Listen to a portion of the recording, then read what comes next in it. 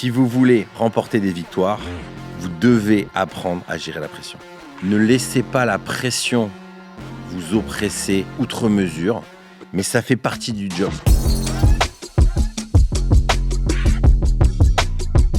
Ce qui fait la différence entre un entrepreneur qui tient dans la durée et l'autre qui abandonne, c'est sa capacité à endurer la pression. C'est pas ses stratégies, son intelligence, bien sûr que ça aide, ni son réseau. C'est sa capacité à rebondir et à gérer la pression. Vous le savez, il y a 2 ans bientôt, je me suis mis au MMA. Et ce que j'apprends dans le MMA, j'apprends beaucoup de choses, j'aime beaucoup en parler. Mais le MMA, il y a du sol. Et dans le sol, il y a une part du combat au sol qui est très stressant, c'est quand on a l'adversaire qui est sur nous. Parce que, 1, il pèse de tout son poids, surtout que moi, je ne suis pas un petit poids. Et 2, il peut taper en même temps qu'il est sur nous. Donc, il y a une tension énorme. Et à ça s'ajoute toute la dimension d'étranglement, de prise de soumission, où on veut casser la cheville, le poignet, bref, étrangler.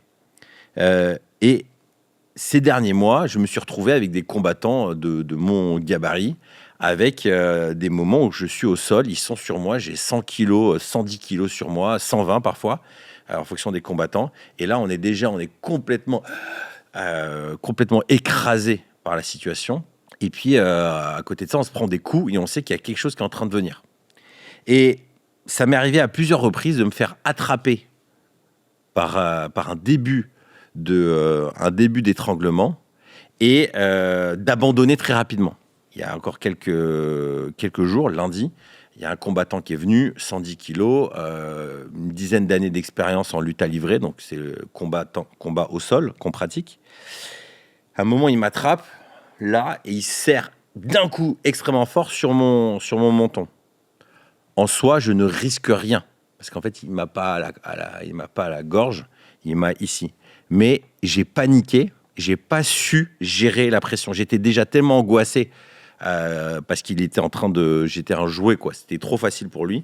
Mais à un moment où la main est venue et il a commencé à serrer, j'ai juste abandonné, alors que j'aurais très bien pu tenir.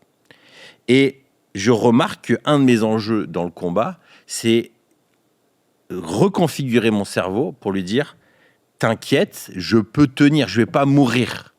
Je peux tenir un peu de pression et ça va me laisser le temps de m'en sortir. » Et souvent, ce qui me frustre, moi, à l'inverse, quand je suis avec des combattants plus expérimentés, je leur fais des prises de soumission et eux, ils tiennent. Ils n'ont pas d'angoisse parce qu'ils ont cette habitude, ils ont configuré leur cerveau.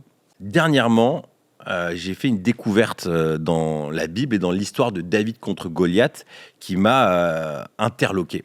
C'est ma petite fille, un lundi matin, elle avait entendu à l'église la veille une histoire et elle me dit « Tu sais, c'est rigolo parce que dans la Bible, Goliath, il vient de Gath. Ça sonne pareil, Goliath, Gath, et puis elle rigole comme ça. » Et à ce moment-là, c'est un peu bizarre ce que je veux dire, mais je sens comme si ce qu'elle me disait, c'était spécial. Il fallait que j'aille creuser ça, comme un peu, si j'étais en mode spirituel, charismatique, je dirais comme si Dieu me souffle et me dit, là, il faut que tu ailles creuser cette info. J'avais pas fait attention, donc je me dis, tiens, je vais aller faire ça. Je vais regarder. Donc, j'ouvre Hello Bible, l'application d'approfondissement de la Bible que mon mentor Eric Sellerier a lancé. Et je lui demande, quelle est la signification de Gath ? Et alors, Gath, c'était une région, un des royaumes des Philistins. Mais ce qui est intéressant, c'est la racine hébraïque de Gath, qui signifie pressoir. Mais moi, j'ai cette image de ces 2 grosses pierres rondes qui frottent les unes sur les autres et qui vont venir presser le raisin, le blé, pour en sortir vraiment la substance.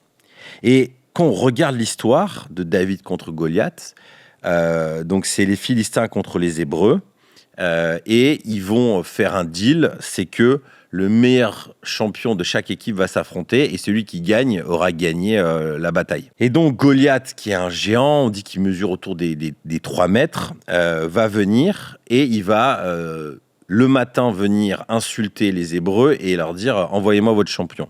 Il va faire ça le matin et le soir. Et il va faire ça pendant 40 jours, jusqu'à que le petit David le berger va décider d'aller l'affronter. Ça, c'est la version connue de tous.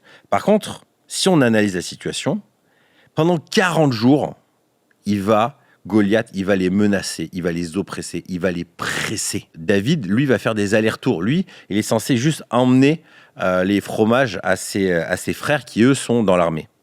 Donc, je pense que pendant 40 jours, il va entendre les menaces. Et tout le monde va entendre les menaces. Et il va y avoir une pression qui va venir et qui va accélérer. Et ce qui est dingue dans cette histoire, c'est que le jeune David, la pression, à un moment, il va plus en pouvoir et il va se dire c'est le moment, il faut que j'aille affronter ce géant. Et je crois que dans notre vie d'entrepreneur, dans nos vies à responsabilité, un des enjeux, surtout qu'on a une dimension de foi, une dimension spirituelle, c'est de résister à la pression qui est mise. Et Goliath, qui signifie le géant qui vient nous affronter, qui vient nous oppresser, ce combattant qu'on n'est pas capable humainement d'affronter, ça peut être une maladie, ça peut être une situation financière qui nous dépasse. Cette histoire-là, ce qu'elle nous rappelle, c'est que Dieu est capable de faire des miracles. Mais notre responsabilité à nous, elle est dans le domaine des pensées, c'est de résister à la pression. Pour faire le parallèle avec le combat, quand on est en posture de faiblesse, on sait que là, ça va mal se passer. Un des enjeux, c'est de tenir. C'est pour ça que les sports de combat sont souvent fascinants. C'est qu'on sait très bien que parfois, à la dernière minute, il peut se passer quelque chose. Même quelqu'un qui est en mauvaise posture peut tenir parfois des minutes entières en train d'être soumis, d'être brutalisé. Mais parce qu'il a gardé son sang-froid, il a réussi à sortir et à inverser la vapeur. Et j'ai envie de vous laisser avec cette pensée, c'est tenez bon. Ne laissez pas la pression vous oppresser outre mesure, mais ça fait partie du job. Ça fait partie de votre rôle, c'est d'encaisser la pression. Si vous voulez remporter des victoires, vous devez apprendre à gérer la pression. Il n'y a pas d'autres solutions. Je me suis noté 2-3 petites phrases que j'ai trouvées assez fascinantes en anglais. It take a Goliath to reveal a David. Il faut un Goliath pour révéler un David. Il faut une crise pour révéler un héros.